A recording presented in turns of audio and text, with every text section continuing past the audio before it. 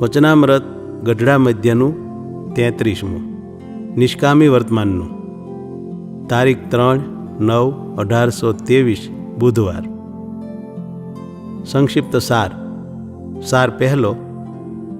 એક પરમ મુમુક્ષુનો રોલ રજૂ કરતા પ્રભુજીએ પોતાના અંગ કહેતા સ્થિતિની વાત કરી છે.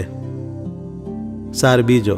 એક નિષ્કામી વર્તમાન દ્રઢ હોય તો તેને ક્યારેય ભગવાનથી જરાય છેટું રહે નહીં. ત્રીજો. જે નિષ્કામી વર્તમાન રાખે તે જ મહારાજને વહાલો લાગે છે. તે છેટે હોય તોય પાસે જ છે. સાર ચોથો. નિષ્કામી થયાના ઉપાય. 1. મનને અખંડ ભગવાન સંબંધી ક્રિયામાં જોડી રાખવું. 2. જીભને જીતી આહાર નિયમમાં કરવો. 3. પોતાના ધર્મ નિયમમાં દ્રઢપણે રહી દેહને નિયમમાં કરવો. સાર પાંચમો. જો નિયમિત અભ્યાસ કરે તો આમ વર્તવું ને કામને જીતવો તે કઠણ નથી. સ્વામિનારાયણ હરે, સ્વામિનારાયણ હરે. સંવત 1880ના શ્રાવણવદી 13ને દિવસ સ્વામી શ્રી સહજાનંદજી મહારાજ શ્રી ગઢડા મધ્યે દાદા ખાચરના દરબારમાં પોતાને ઉતારે ઢોલિયા ઉપર ગાદી તકિયા નંખાવીને વિરાજમાન હતા ને સર્વ શ્વેત વસ્ત્ર ધારણ કર્યા હતા અને પોતાના મુખારવિંદની આગળ મુનિ તથા દેશ દેશના હરિભક્તની સભા ભરાઈને બેઠી હતી. પછી શ્રીજી મહારાજ સર્વે સંત તથા સર્વે હરિભક્ત પ્રત્યે એમ બોલતા હવાજે, પ્રથમ અમે અમારા અંગની વાત કહીએ, પછી તમે સર્વે પોતપોતાનો જે રીતે મોક્ષ માન્યો હોય તથા અમે આવી રીતે વર્તશું તો આ લોકમાં અને પરલોકમાં ભગવાન અમારી ઉપર રાજી રહેશે એમ જે માન્યું હોય તે કહેજો. એમ સર્વને કહીને પછી શ્રીજી મહારાજે પોતાના અંગની વાત કહેવા માંડી છે.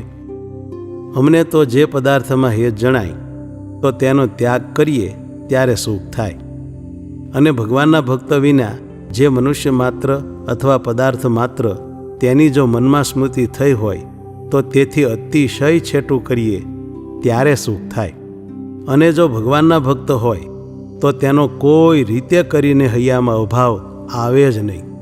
અને અમારે વગર ઈચ્છે પણ પંચ વિષય છે તે જોરાવરીએ આવીને પ્રાપ્ત થાય છે તો પણ તેને અમે ઈચ્છતા નથી અને પગે કરીને ઠેલી નાખીએ છીએ. અને જે દિવસ થકી અમે જન્મ્યા છીએ તે દિવસથી કરીને આજ દિવસ પર્યંત કોઈ દિવસ જાગ્રતમાં અથવા સ્વપ્નમાં દ્રવ્યનો કે સ્ત્રીનો ભૂંડો ઘાટ થયો હોય તો આ સમગ્ર પરમહંસના સમ છે. અને એવી રીતે અમે સદાય નિર્દોષપણે છીએ ને જે અમારે વિશે દોષ બુદ્ધિ કરશે તો તેને જાગ્રતમાં તથા સ્વપ્નમાં ભૂંડાઘાટ થશે ને તેને દેહ મૂક્યા સમયે બહુ કષ્ટ થશે. અને અમારા અંતરમાં તો એક ભગવાનના સ્વરૂપનું જ ચિંતન રહે છે, અને ઉપરથી તો ભગવાનના ભક્ત હોય તેના જીવનું સારું થાય તે સારું હળી મળીને રહીએ છીએ. અને જે દિવસ અમારા હૈયામાં ભગવાનને ભગવાનના ભક્ત વિના બીજે ક્યાંય હેત જણાશે તો અમે એમ માનીશું જે અમે અમારી સ્થિતિમાંથી ડગ્યા, પણ અમને એવો નિશ્ચય છે જે અમે એ સ્થિતિમાંથી ડગીએ જ નહીં. એ અમે અમારું અંગ હતું તે કહ્યું.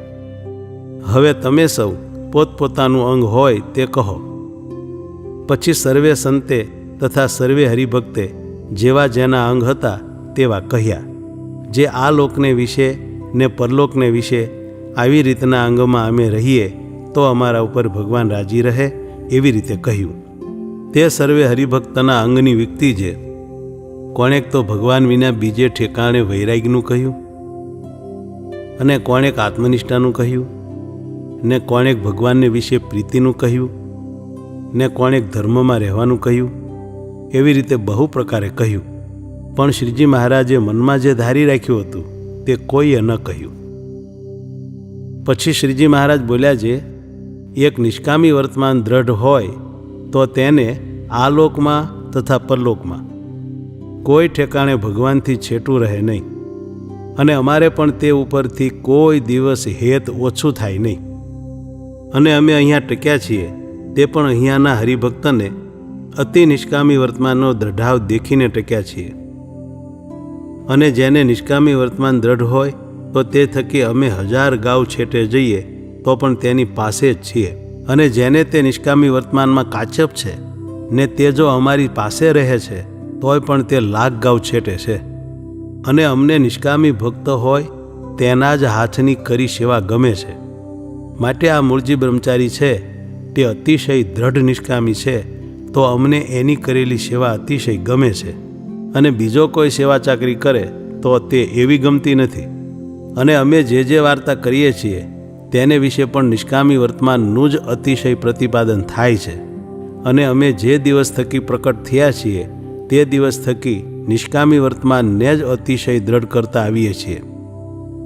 અને સભા બેઠી હોય ત્યાં કોઈક સ્ત્રી અથવા પુરુષ તેને જોયામાં ફેર પડે ત્યારે એ ગમે તેટલી યુક્તિ કરીને સંતાડે તો પણ અમને જણાયા વિના રહે જ નહીં. ત્યારે અમારો તે મનુષ્ય ઉપર અતિશય કુરાજીપો થઈ જાય છે, અને અમારું મુખ પણ શામળું થઈ જાય છે, અને તેનું દુઃખ તો અતિશય લાગે છે, પણ મોહબ્બત જાણીને જાજુ કહેવાય નહીં. અને વળી સાધુદાઓ છે માટે હૈયામાં સમજી રહીએ છીએ, પણ જો રાજાના જેવી રીત હોય તો તેને માથે ઝાઝો દંડ થાય.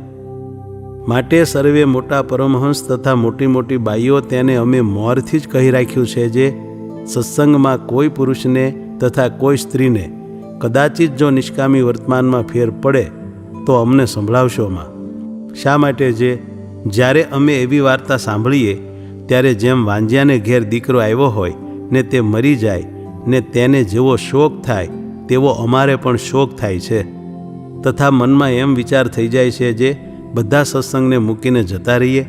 માટે જે નિષ્કામી વર્તમાન રાખે તે જ અમને વહાલો છે, અને તેને અને અમારે આ લોક પરલોકમાં દ્રઢ મેળાપ રહે છે. પછી હરજી ઠક્કરે પ્રશ્ન પૂછ્યો જે એ નિષ્કામી વર્તમાન શે ઉપાય કરીને અતિશય દ્રઢ થાય? પછી શ્રીજી મહારાજ બોલ્યા જે એનો એક પ્રકારનો ઉપાય નથી, એના તો 3 પ્રકારના ઉપાય છે. જેમ હાંકનારો, બળદિયા, પૈડ્યા, ધૂંસરી, ઊંધ, માચડો એવા ઘણાક સામાને કરીને એક ગાડું કહેવાય છે, તેમ નિષ્કામી વ્રત દ્રઢ રાખવાની પણ ઘણી સામગ્રી જોઈએ છીએ. તેમાં પણ 3 ઉપાય છે, તે તો અતિશય મુખ્ય છે. તેમાં એક તો મનને વશ કરવું, જે મનને વિશે અખંડ એવું મનન કરવું જે હું આત્મા છું, દેહ નથી. ને ભગવાનની કથા શ્રવણાદિક જે નવધા ભક્તિ તેને વિશે મનને અખંડ જોડી મેળવું, પણ ક્ષણ માત્ર મનને નવરું રહેવા દેવું નહીં. જેમ કોઈ પુરુષને ભૂતવશ થયો હતો તે જ્યારે કામ ન બતાવે ત્યારે તેને ખાવા તૈયાર થાય, તેમ આ મન છે તે પણ ભૂત જેવું છે. તે જ્યારે ભગવત ભક્તિમાં ન રાખે ત્યારે અધર્મના ઘાટ ઘડે, ત્યારે એ ભૂતની પેઠે જીવને ખાવા તૈયાર થયું કહેવાય. માટે મનને અખંડ ભગવાનની કથા કીર્તનાદિકમાં જોડી રાખવું, એટલે એ મન વશ થયું કહેવાય. અને બીજો ઉપાય એ છે જે પ્રાણને નિયમમાં રાખવો. તે જેમ ભગવાને ગીતામાં કહ્યું છે જે આહાર વિહાર યુક્ત રાખવો, પણ અતિશય ખાધ્યાની લુલુપતા ન રાખવી. એવી રીતે વર્તે ત્યારે પ્રાણ નિયમમાં થયો કહેવાય. અને પ્રાણ નિયમમાં ન કર્યો હોય તો ખાધ્યાની બહુ મનમાં તૃષ્ણા રહે. પછી અનંત પ્રકારના જે રસ તેને વિશે રસના ઇન્દ્રિય છે તે દોડતી ફરે, ત્યારે બીજા ઇન્દ્રિયો વશ કર્યા હોય તે પણ સર્વે મોકળા થઈ જાય. માટે આહારને નિયમમાં રાખીને પ્રાણને નિયમમાં કરવો.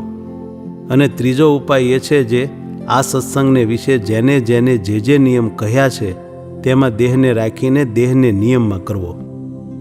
એવી રીતે એ 3 ઉપાયને જે દ્રઢ રાખે તેને નિષ્કામી વર્તમાન અતિશય દ્રઢ થાય છે. અને એને વિશે એમ ન જાણવું જે એવી રીતે રાખવું ઘણું કઠણ છે.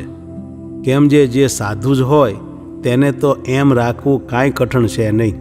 અને સાધુ હોય તે તો કામ, ક્રોધ, લોભાદિક શત્રુનું બળ હોય તો પણ ભગવાનને રાજી કર્યા સારું તેનો ત્યાગ કરે ત્યારે જ એ પાકો સાધુ કહેવાય.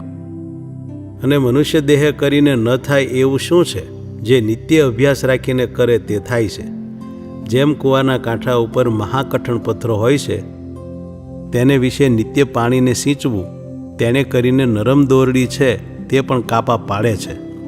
તેમ જે સાધુ જ છે ને તે જે સ્વભાવને ટાળવાનો નિત્ય અભ્યાસ રાખશે તો તે સ્વભાવ ક્યાં લગી રહેશે? એ તો નિશ્ચય નાશ પામશે. માટે જેને નિષ્કામ વ્રત રાખવું હોય તેને કહ્યા એવા જે 3 ઉપાય તે દ્રઢ કરીને રાખવા. ઇતિ વચનામૃતમ ગઢડા મધ્ય પ્રકરણનું 33મું વચનામૃત થયું.